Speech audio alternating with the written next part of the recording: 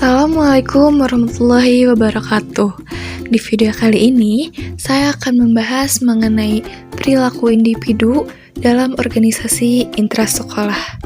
Sebelumnya, perkenalkan, nama saya Tiara Nurini Febrianti dan NPM 1012013 dari kelas C5 Manajemen Universitas Teknologi Digital.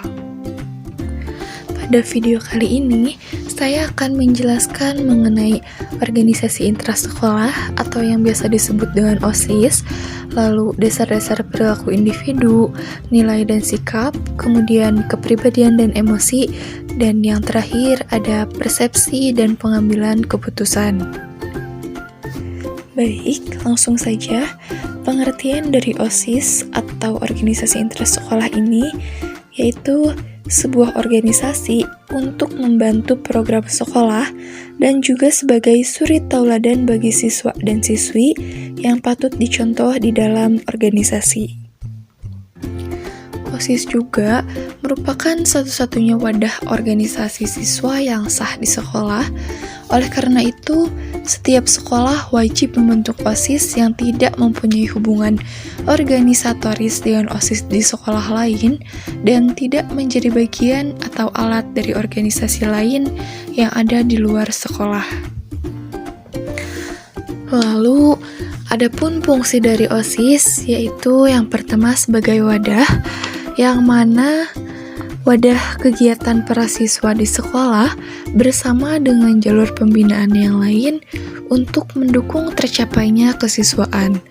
Lalu kedua, ada sebagai motivator, yaitu untuk memotivasi para siswa atau sebagai perangsang yang menyebabkan lahirnya keinginan dan semangat para siswa untuk berbuat dan melakukan kegiatan bersama dalam mencapai tujuannya.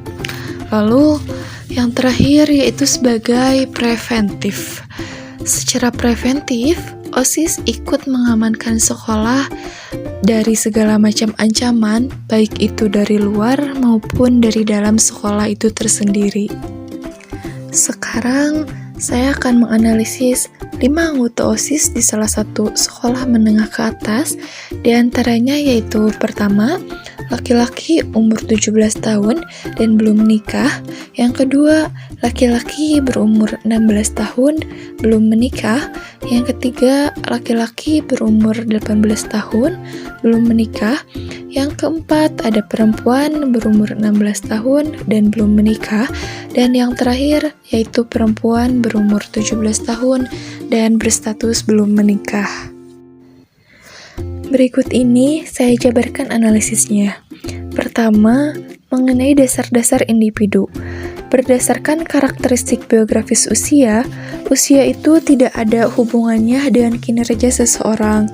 Dari data yang diperoleh, semuanya berumur di bawah 20 tahun, dan setelah ditinjau kembali, ternyata benar bahwa dari kelima anggota memiliki kinerja kerja yang sama, yaitu sama-sama memiliki profesionalisme yang baik, namun memang memiliki karakteristik yang berbeda satu sama lain. Lalu, yang kedua berdasarkan karakteristik biografis gender. Gender tidak mempengaruhi kinerja kerja, hanya saja wanita cenderung lebih patuh, sedangkan pria cenderung memiliki ekspektasi yang tinggi dalam keberhasilannya. Lalu, ada karakteristik biografi status perkawinan. Karakteristik ini dikarenakan semuanya belum menikah, jadi untuk tingkat kehadirannya itu sangat tinggi dan sangat minim izin-izinnya. Lalu yang terakhir adalah karakteristik biografis masa kerja. Untuk periode masa kerja OSIS ini selama kurang lebih 2 tahun per satu periode masa kerja. Selanjutnya, yaitu nilai dan sikap. Jadi, nilai dan sikap itu sangatlah penting dari sebuah perusahaan karena menjadi dasar bagi motivasi, sikap, dan juga persepsi kita. Yang pertama, kita akan membahas nilai.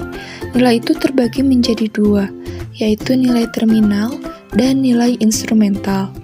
Nilai terminal adalah tujuan yang ingin dicapai seseorang, sedangkan nilai instrumental yaitu cara yang dilakukan seseorang untuk mencapai nilai terminal. Contoh nilai terminal adalah hidup sejahtera, hidup damai, dunia yang indah, kebebasan, kebahagiaan, harga diri, keselamatan, persahabatan sejati. Sedangkan nilai instrumental contohnya seperti ambisius, terbuka, riang, bersih, jujur, patuh atau taat, rasional, dan berani. Dan hasil dari analisis kelima anggota OSIS ini, mereka memiliki nilai-nilai tersendiri.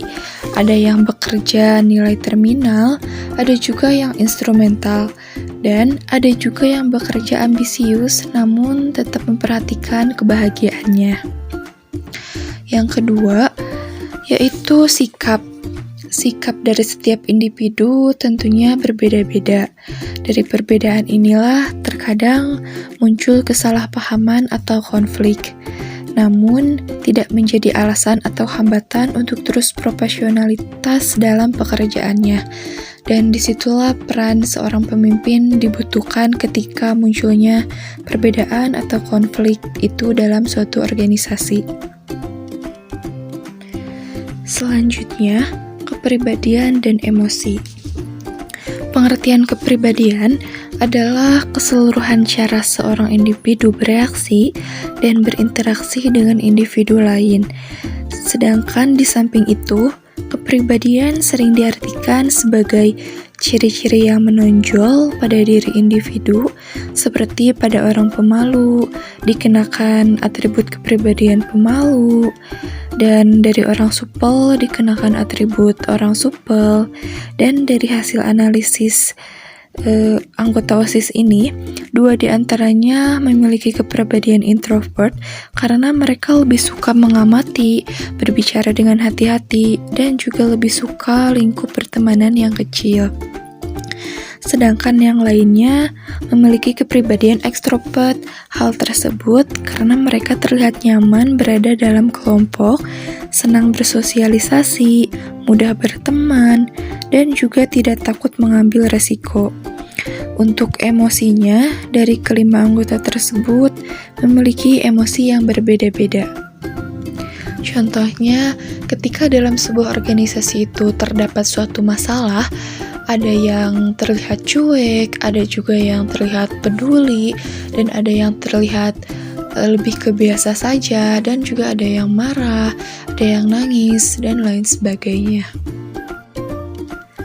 Dan berikutnya, mengenai persepsi dan pengambilan keputusan.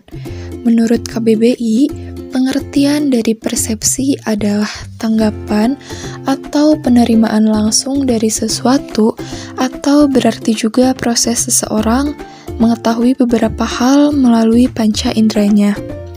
Dan persepsi itu sangatlah penting karena perilaku orang itu didasarkan atas persepsi mereka tentang realistis, bukan realistis itu sendiri.